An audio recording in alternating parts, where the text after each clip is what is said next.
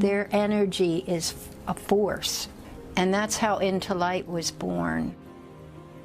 That's the whole point of it, to bring forth all of these individuals and say, look, they were people who suffered from a disease, and it is a disease. We hope to define them as people that are, just like all of us, we're made up of light and dark, and no one should be defined by their darkest moments. Brandon Taylor Beeler, fierce, loving, protective, father, son. Brandon was fun, loving, kind, and helpful to everyone. He wanted to see people happy and connected.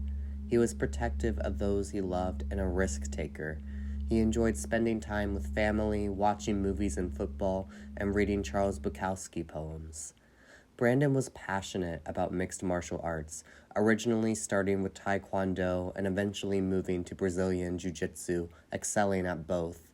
He practiced MMA, but also educated himself about the history of his art and watched MMA movies.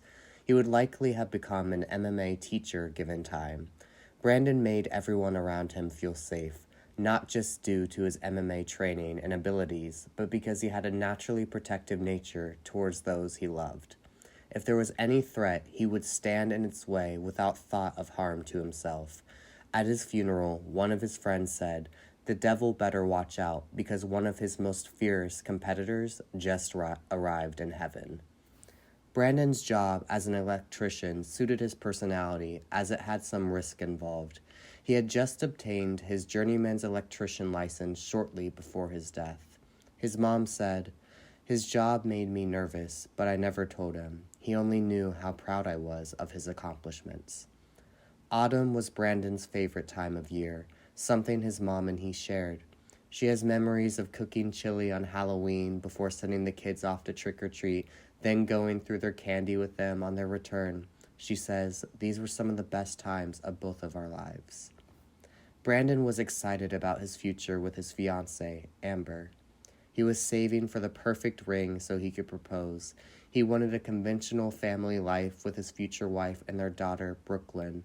He lived to make them happy. His mom misses everything about Brandon, but mostly what will never happen.